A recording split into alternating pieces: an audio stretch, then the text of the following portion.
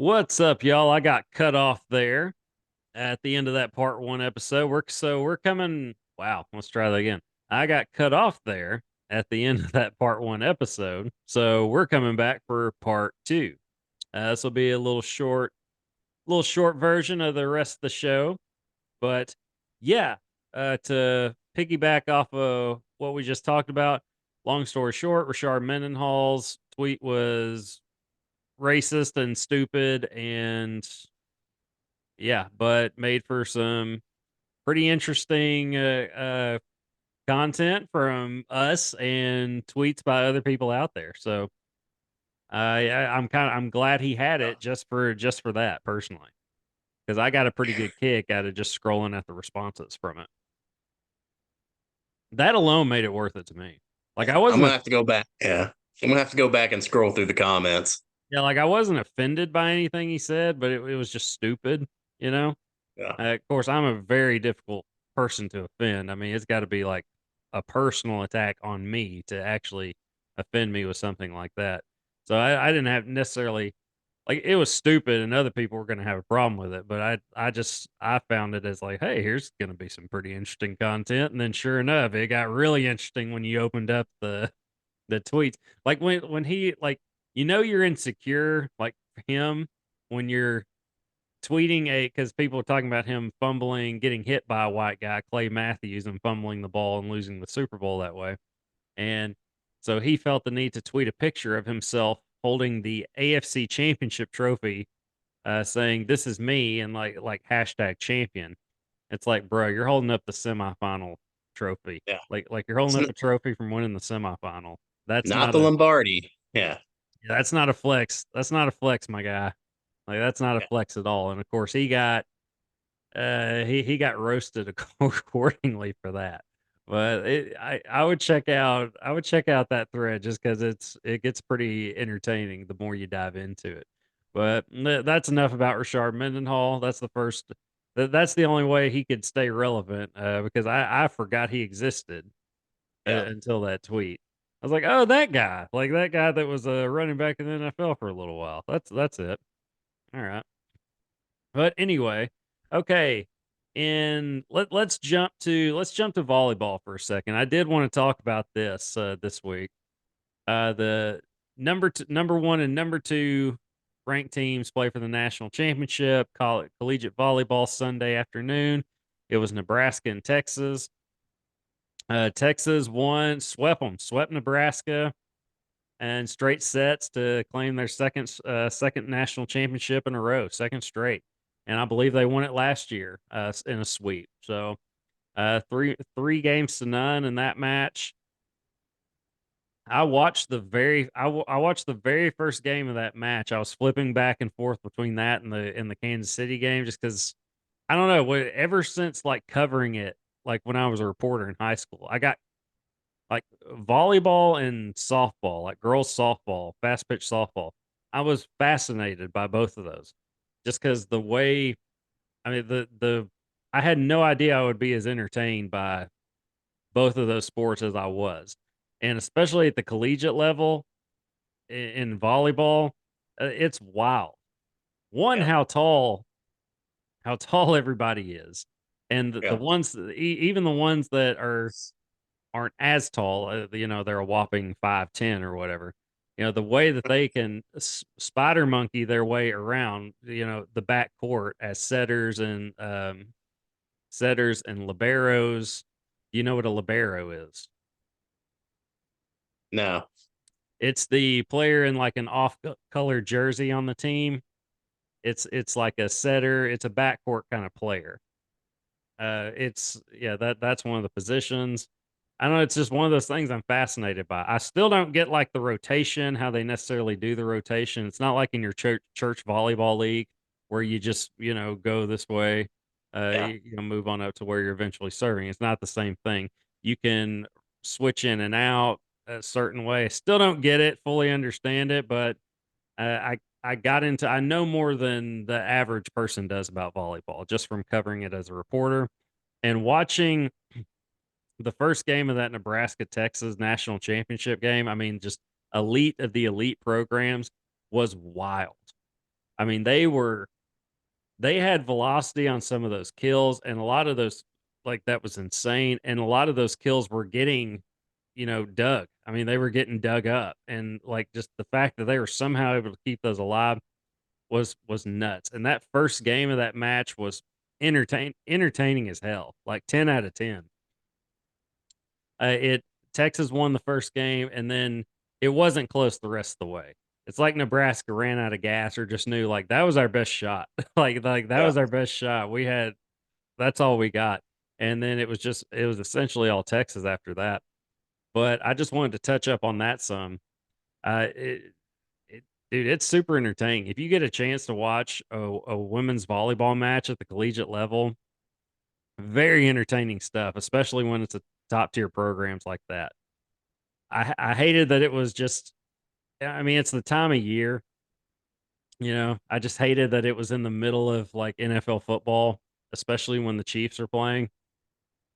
I hated that it just having to be scheduled right there, but it was super entertaining. If it wasn't scheduled right in the middle of that with the playoffs around the corner, it would have gotten a lot more ratings than it did. I don't know what the numbers are. I'm sure they were pretty decent, but it could have been a lot better. If it's scheduled on another, I don't know, make it like a Friday night or something.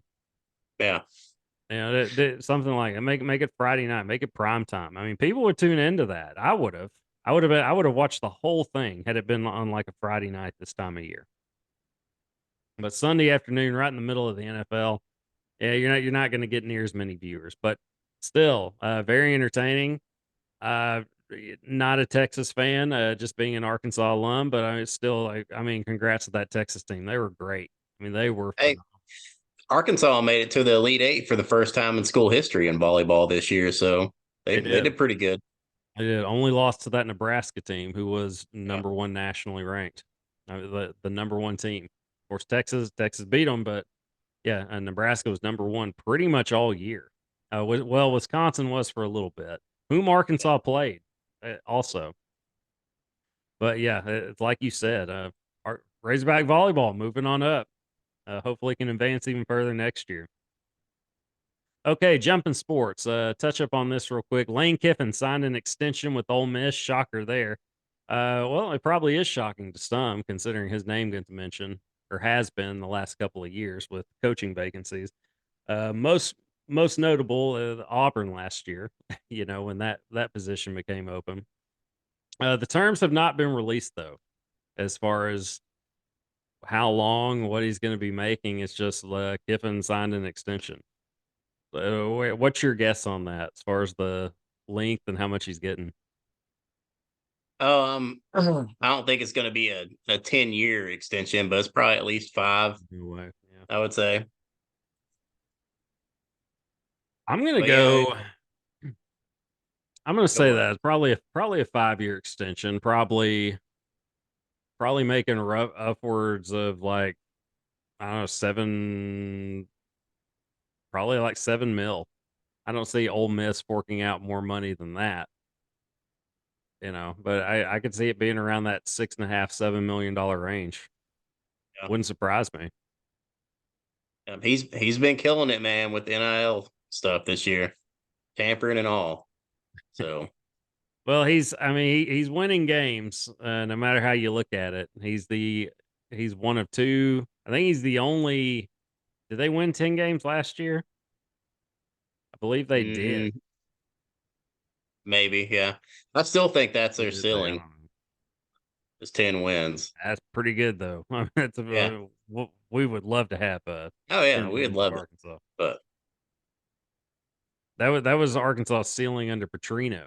I mean, they did get 11, but I mean, yeah, yeah, that's pretty good. That's pretty good considering Kiffin's one of two Ole Miss coaches to ever have, I think, multiple 10-win seasons there at Ole Miss. So yeah, I'd say it's worth it to get him extended. And they become trendy. They become like a cool school to go to play football. And that wasn't always the case unless your last name was Manning. yeah. I mean, like their jerseys. I mean, you look at them before the last few years. I mean, their jerseys were pretty plain. You had that dark blue, whatever. It was almost like a black blue. You know what I mean? Like not even like a really cool looking blue. Just a really dark navy and just like your cursive Ole Miss, and you got some red sprinkled in there, and then you got your white. Since Kiffin has been there, I mean, they've had some fire unis. I mean, Yeah. they've rocked the baby blue a lot. They've had different versions of it, tweaks here and there.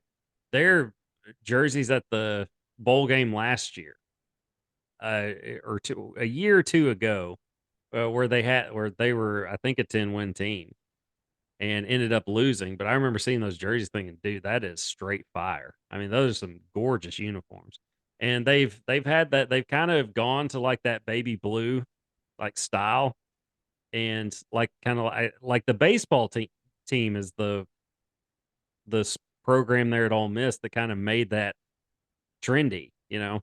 And the Yeah. football team has adopted that and it's a good look. It's an awesome look. You know, they still go back to that traditional those traditional colors every so often just to remind you like, yeah, this is us. We're still that team. We're still Ole Miss, but I like what they've done. It's been nothing but I won't say nothing but success because they last year particularly Ole Miss hit a pretty rough skid there down the stretch. But other than that, I mean, they picked it back up this year and haven't looked back. They've looked good and put up points, and I'd say that's a good move to ink Kiffin for longer, no matter how much longer it is. I'd say it's a good move. Yeah. Yeah. What would you grade his job, the job he's done there in his time at Ole Miss? If you had to grade Oh, Kiffin, like an A+. A+. I mean, he's pretty good. I don't know if I go A+. I would say a solid. I would go A- just because of that skid like last year. Or I mean, Arkansas thumped them and could have mercy rolled them if Sam Pittman, kept his foot on the gas. Yeah. I mean, Arkansas could have really put it on them last year because they had a pretty they had a pretty bad skid there at the end of last season to where Kiffin's name just eventually stopped being mentioned with that Auburn job. It was suddenly not as hot of a hire like for Auburn. It wasn't as big of a deal for Auburn to pursue him. I remember that as they just kept losing down the stretch. But that's really been the only bump in his road there at Ole Miss. Other than that, it's been a job well done by Lane. So I'll give him an A- there. But either way, good get for Ole Miss. Good get and good job keeping him. All right, so how many bowl games have you seen here? We bowl games have started. They started last week, the end of last week, right? Or was it over the weekend? Was it Yeah. just this past I weekend? think it's the past weekend. All right, how much have you seen? And it's been bowl season. We've had some Yeah. good games. We've had some entertaining games. Have we? I've only seen just a very little. I watched a little bit of the UCLA game and the Boise State game. Maybe like 10 minutes. But then I switched off and started watching NFL. So That's the only one I've watched like the majority of. I've seen some here and there, but the UCLA Boise State game was the one that I just really saw. And it was a pretty entertaining game. I was like, you got a Chip Kelly team here, you got Boise State, the LA Bowl, you got a championship belt, for the winner. Gronk is the sponsor of it. Gronk. Like I think only Gronk was the sponsor of the LA Bowl. really. Like, or he at least he was the main sponsor. He was up on the stage. Chip Kelly's like, "Hey, let's just name this the Gronk Bowl. It's his bowl." I mean, he's the guy sponsoring it. It was Isn't crazy. there isn't there a Pop Tart Bowl this year? I'm sure there is. I'm sure there I is. believe there's a Pop Tart Bowl this year. And apparently they're gonna have a either an edible mascot, part of him's gonna be edible. I don't know. It's gonna be weird. I'm all for it. Whatever. I mean, Yeah. we have the Cheez It Bowl. I mean, I think there was a Cheez It championship belt that Clemson was rocking 2 years ago. I'm all for it. I mean, make the bowl games fun, entertaining, over the top, Yeah. wild. I'm cool with that. I mean, I love bowl season. Like I have loved bowl season ever since I became a football fan as a kid. It was some of the most fun times for me, like memories growing up. Like as a kid, you're on Christmas break. You know, you don't have school, so you can stay up and you can watch football or whatever. And there were a lot of good games and teams. I mean, it was their last game of the year, so they went all out in the bowl games. They're going up against people who they normally never play. Like it's a bunch of odd matchups or odd pairings. Yeah, usually very entertaining. Last of the season, there's nothing left to lose. It's always, yeah, usually always a good time. Now there's some that are complete blowouts, but usually they're pretty good. Yeah, and even some of the blowouts can be fun, but it's like you said, a lot of Yeah, times you've got a competitive game, and if you don't have a dog in the fight, that's what you want to see. And yeah. I saw that growing up as a kid, and you see it now too. And it's weird to me that like players aren't playing in these games. Like if you got a shot at the next level, guys they're sitting out. Jayden Daniels, the Heisman Trophy winner, is not going to play in the bowl game. How do you feel about that? I mean, like, how do you really feel about that? I I don't hate it. like it. Yeah, I don't I like it hate at it. all. But Like, considering the way but things have gone, you understand it. You know, you get yeah, especially when Matt Corral, the Ole Miss quarterback, talking about Ole Miss, going back to that, you know, that from that big bowl game last year, or I can't remember if it was a year. I think it was 2 years ago. Uh, or maybe it was last year. It might have been last year. Where he got hurt. You know, he hurt his ankle like really badly in the bowl game. And that's when the whole you gotta it's crazy to play in the bowl game crowd. I mean, they just piled on, you know. They jumped all over that opportunity. But I like that he came and played in the bowl game. It's football. I mean, that's not ballet out there, you know. yeah, I like that you finish what you start with your team. I like it. I like the bowl games mean something or meant something then. And it's just weird to me. It's gotten to a point where they don't mean anything anymore. You know, unless it's a college football playoff, it doesn't mean anything anymore, which is weird to say. Like you're going to tell me like the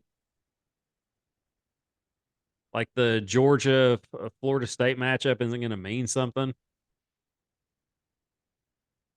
You know, I mean that's weird. yeah. What is it? Or is it the Orange Bowl they're in? It's the I like believe so. Or it, yeah, either way, it's the Orange Bowl. Like you're yeah, gonna say the Orange Bowl that like used to like if you got to the Orange Bowl or the Rose Bowl or the Sugar Bowl, that was like the greatest thing in the world. You know, yeah, like, that was a great year. And now it's like now the Rose Bowl is it's a playoff game. Like it's a semifinal game. It's weird how what what's happened really. yeah. And I'm not opposed to a playoff. I like what's happened as far as like getting a college football playoff. Once we get to like 12, it's going to get to me that's a lot of games because we're just going to keep going. We're going to all right, well this team got left out. You know what I'm saying? Like we're going to have the same argument with 13 and 14. So, I don't know. Yeah, but I don't think anybody's going to listen to that argument though. Yeah, but I think we said the same thing about 5 and 6. Right? We said the same thing. Like, well, I mean, if you're on the Yeah, outside looking in, you don't have a gripe. You're you're the fifth and sixth best team, and here's an undefeated Florida State. You know, with a legitimate gripe. I mean, I think the committee got it right, yeah, but still, you're leaving out an undefeated ACC champion. yeah, And it's Florida State, so it's strange. But I can't say I like I don't like what's happened to bowl season where it's become meaningless to players. Not all players, but the star players for sure. I mean, when Arkansas beat Penn State in the what Outback Bowl, is that what it was? 2 years Yeah. ago, Penn State was missing a large chunk of its team. Arkansas was missing some key players in that one. I mean, like Drew Sanders, that really good linebacker. I mean, he didn't play in the bowl game last year. Uh, and he was a high prospect. So I mean, you understood the business side of it, why he sat out. But still, I wanted to see him play. I wanted to see Traylon Burks play. Yeah. In that Outback Bowl. Didn't get to see him, and he's had a less than stellar professional career. And he's the best receiver I've ever seen at the University of Arkansas. Yeah.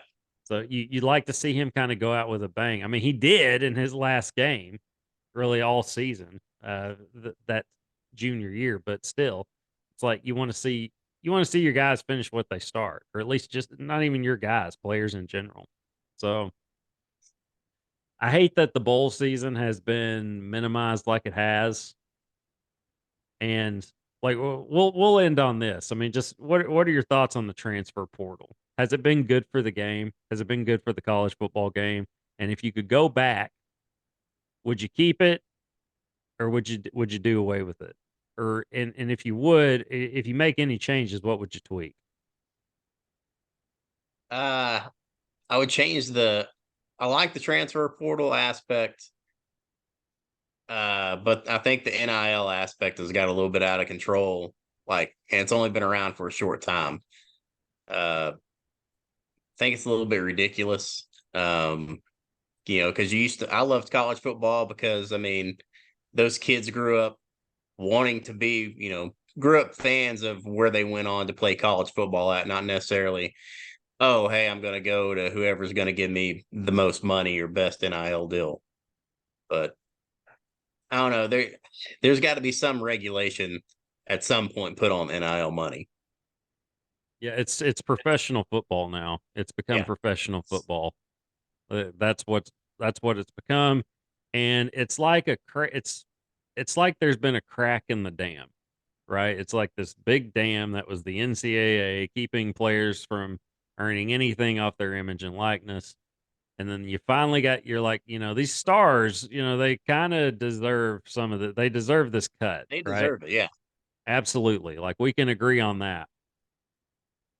But as soon as, you have that crack in the dam, like water gets through, and then everybody wants theirs, and then boom, as soon as the floodgates open, man, it opened.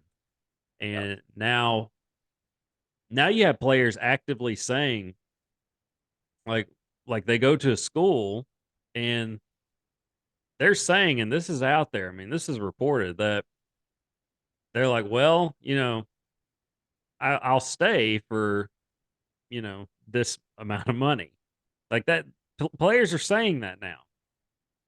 Like they're going to these schools that recruited them, and that they went for some NIL money, but then they show out, like as in they play well, and then have other opportunities, and it's Did, like, well, I'll stay, but I'll stay for, I want to raise, essentially is what they're saying. yeah. Did you hear why Caleb Williams is not going to play in the bowl game? Did you hear what he wanted?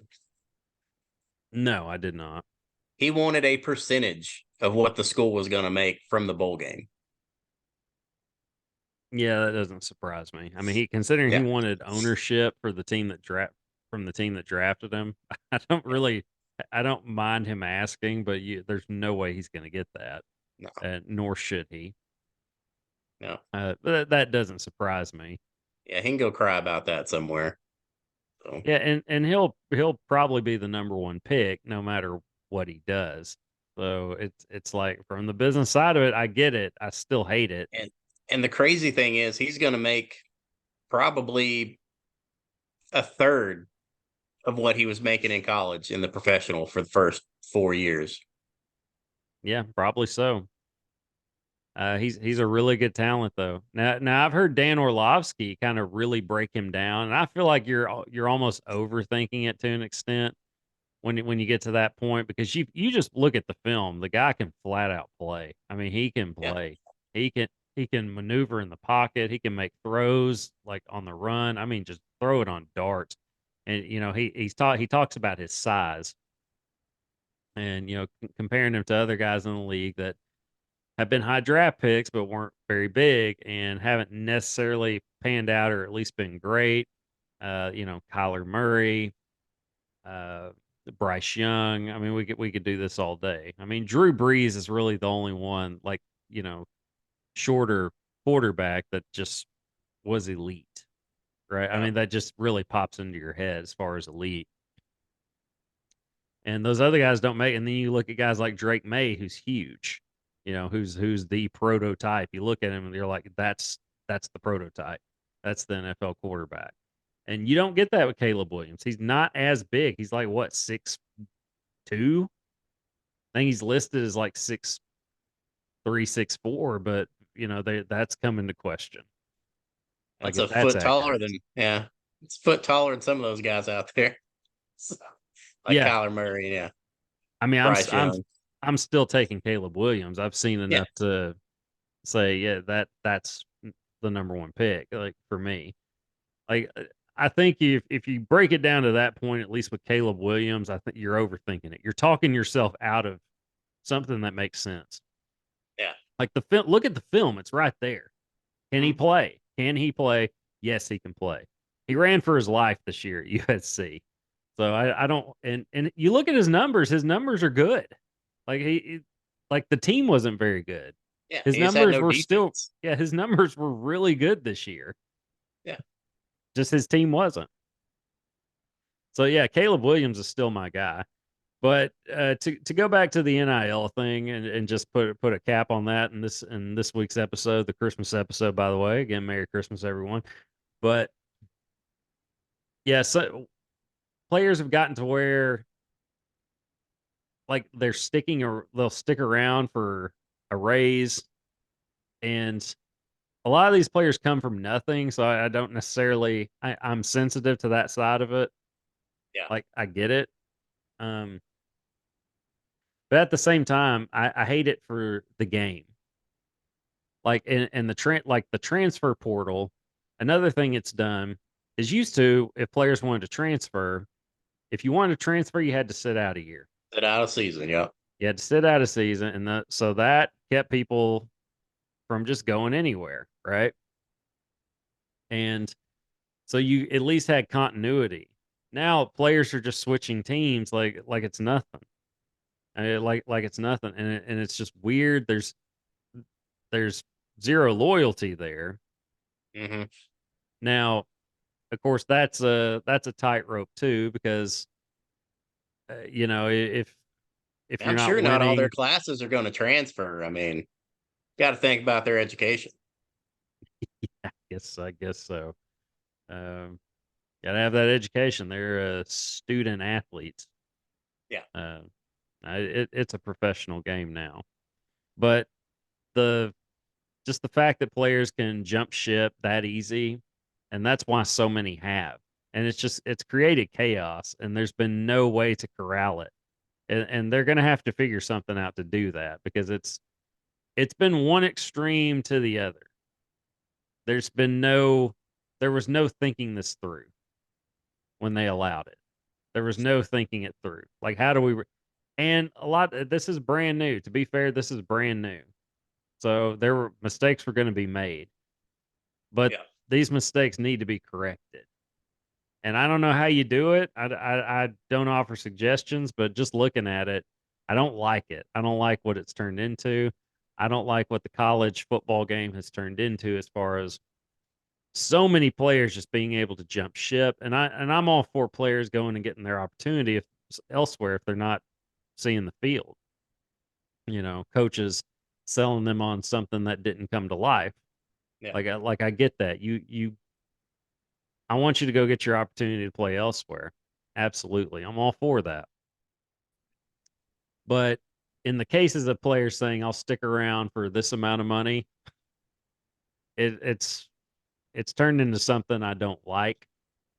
And also making it to where the bowl games have been diluted into meaningless games for some of these players. Hate it. Growing up with college football, bowl season was an event. It was a great time. It was a great month, man. It was a lot of fun. And I say month, it was really about, 3 weeks, right? Like just 3 weeks, 3 weeks of a lot of fun. And it's still fun, but it's not what it used to be. And, not to be a get off my lawn guy, but, I miss that part of it. So mistakes have been made with the transfer portal and NIL, and whoever's in charge of that, the NCAA, whatever, they need to find a way to, I don't want to say corral it, put a cap on it, but regulate it somehow to where it's just not the Wild West anymore. I don't know how you do that, but something needs to be figured out, or we're just gonna it's just gonna get worse. Yeah. Okay, so we can end on a positive note because I feel like that was a very somber way to end this week's show. Two-parter, by the way. Okay. Uh, any any predictions for all right your fantasy football playoff team? And what was your favorite Christmas present ever? Go with that. Man, that's a tough one. We'll start off fantasy football first. My prediction is that I take down the number one team in the league to make it to the championship game, and I'm playing against Luke, our buddy Luke. He's the number one team. My team has been on fire the last 3 weeks, and hopefully they continue that trend. My favorite Christmas gift ever. Ooh, There's probably. one that pops into your head, and I want that one. Oh, well, it's got to be the Ecto One uh Ghostbusters vehicle. So Okay, you remember the name of it and everything. Right on. Okay. yeah, All right. Okay, so that's the trophy league though, with your no, fantasy that's not football. the trophy. Okay, I'm out of the trophy league. out of that one. Okay, but yeah, still this one's for fun. Gotcha. All right. Is there money on the line in it, or is it just Yes, there's okay, still money in this still one, money? but there is bigger money in the one I got eliminated from, Okay. Well, and a mine trophy. this might be wishful thinking, but I'm going to predict that Dak bounces back, and in turn, Brandon Aubrey is able to do so as well because as the Cowboys' offense goes, the Dallas kicker goes. He doesn't get his opportunity if the offense isn't moving the ball. I'm going to predict or wish, be my Christmas wish there, that Dak bounces back, has a huge week. So does the rest of my team. I get to the championship game and so forth. Best Christmas present ever, my Sega Genesis. Like say, yeah, I was gonna say the NES, the original NES, because man, that one a lot of good times had on that thing. Yeah, I But lived at the street, or I lived at the house, the red brick house on 1203 Fairview. Yeah, Sega Genesis. I had a boombox CD player also with like a bunch of country music CDs. Back when I liked that thing, or like that kind of music, like it was into it. I mean, like Clint Black, Dwight Yoakam, all that stuff. oh yeah, But yeah, the Sega Genesis takes the cake. Had Sonic the Hedgehog 2, Mortal Kombat, I think the Aladdin game. Yes, the Aladdin game got all those like that Christmas. yeah, Like it was a best dang, Christmas ever by a million. Yeah, it was great. But yeah, that's how we'll end things this week. Again, this is the Christmas episode two-parter, and we almost went the whole 40 minutes. I mean, we oh almost went the yeah, whole 40 minutes. We were just going to come at y'all for like 10, 15, just see how it went. But we still had a lot to talk about, so I had a feeling it'd probably go a little long. But all right, fun episode, and we'll see y'all next week. Probably a lot more bowl game stuff, Christmas, Christmas Day basketball. Be lots to talk about as usual. Y'all know how it is, the sports world. But until then, we're going to get out of here. Merry Christmas, y'all. See y'all next week. Merry Christmas. I was wondering how you're going to end it. All right. See y'all.